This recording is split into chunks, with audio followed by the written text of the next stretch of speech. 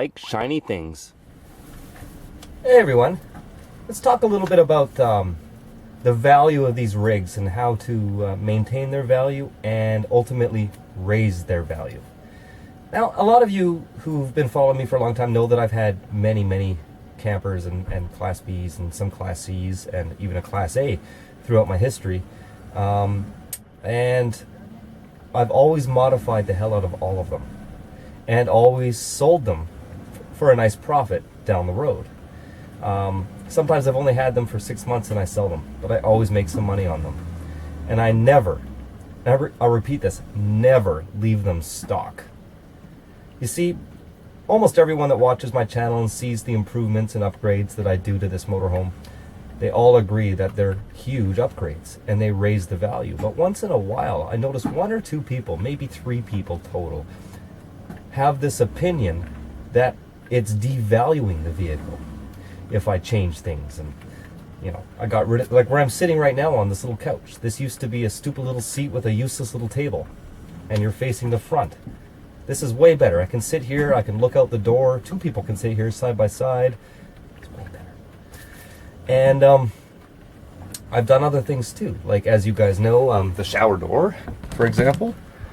Okay, that's way better than a couple of flimsy wood doors that fly open all the time and start warping over time. The fireplace, I don't think anyone's going to deny that that's a huge upgrade. If somebody didn't want to buy my motorhome because it had the fireplace there, they'd rather just have a food pantry. They're not the person I'm looking for anyways. I don't know. I don't know about you, but I would rather buy this one. Now, you know, there's a lot of other things too. Like, put it this way. If you own a brick and mortar house or an apartment and you're going to sell it, put it on the market, what's the first thing you do, or most people do? They change everything. They renovate. They change the floors. They change the walls. Some people remodel and rip out walls or put in, you know, new walls or doors, and everything about them has changed, and thus the value goes up. The same is true for a motorhome. You renovate a motorhome, you upgrade a motorhome, you add things to a motorhome, the value always goes up. A stock motorhome over time is really boring and stale. And you look on the market and you see a camper van. I'll show you this one, for example. This was one I bought years ago, and I bought this one for $2,400. It was an ugly old man's gray and white camper van, and the interior had matching ugly, I can't even explain how horrible the wallpaper was from the factory and the wood and gold trim it had inside. It was horrible. This is what I did to it. Outside, midnight blue. Inside, I painted black and silver. I added all the custom woodwork through help of a friend of mine. Installed the TV, the surround sound stereo system, custom LED lighting, even had a disco ball in it. And a year later, I sold it for $7,000. Took me about 3 days to sell it. Putting it on Craigslist, and 2 people came to look at it. The second one had cash in hand. Just like that. Now, I have had 16, this is my 16th van. 16 or 17, I can't even remember. I think it's 16 though. And I've done some major upgrades to this. And I've had offers over the last year. As you guys know, if you've been watching my videos too, and a little while ago, there was that time where I might have sold it. And I had some offers. The highest offer I got was $32,000 US for this. Now, I have seen Explorers at about $30,000 and sometimes a bit higher than $30,000 from the same era, 98, 99, 2000, 2001. Year is irrelevant. It's how they are inside, the condition of them. That's way more important when it comes to the monetary value. But normally that's in the middle of the RV season, beginning of the summer and whatnot. But for the most part, you'll be able to find these for anywhere around $18,000 to $25,000. Stock though. You're not going to find one for $18,000 or $25,000 with all new upholstery, all new curtains, 3 solar panels, a propane fireplace, a custom shower door, LED lighting bumper to bumper throughout, outside speakers on both sides. It's another thing too. I think the person in question in the last video, he thought that drilling the holes in the side was going to somehow devalue the vehicle, when in fact it's the complete opposite. A lot of the new Class Bs, Class Cs, As, and trailers, you name it, all have those on the outside.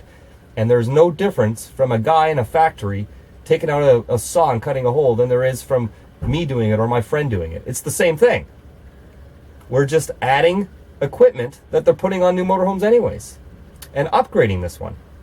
Now, that's another thing too. You know what? On that subject, you want to know something? These are very well built, but they're built by hand. Most motorhomes are. They're put together by hand, and a lot of parts are cut by hand too. For example, the speaker holes that are in the back, around the back of the bedroom from the factory, are horrible cut holes. When I took the speaker covers off, I couldn't believe how bad. They were all crooked and zigzaggy. It's like they just had a guy in there with a jigsaw cutting whichever way he wanted, as long as the speaker cover would fit on it. They didn't care how they cut the hole. Now, in contrast, the holes we cut on the outside are perfection. They're better than anything I've seen from a factory.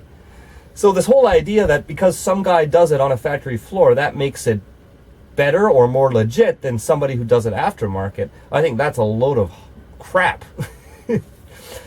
So the moral of the story is, do your upgrades, do what you want to do to make it more livable for you, and keep things professional. Like, for example, I don't just run wires all over the place. Everything is tucked away in behind the walls, and a lot of the places where the factory tucked away their wires too. So I'm just continuing what they were doing and just making it better.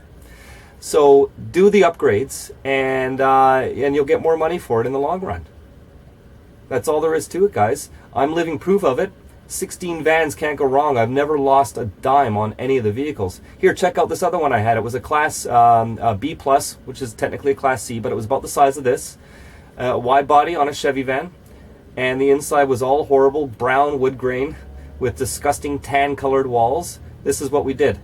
Custom woodwork on the inside. Custom flip-down table. New seating. Flip-down TV from the roof. It was like sitting around in a movie theater in there. It was awesome.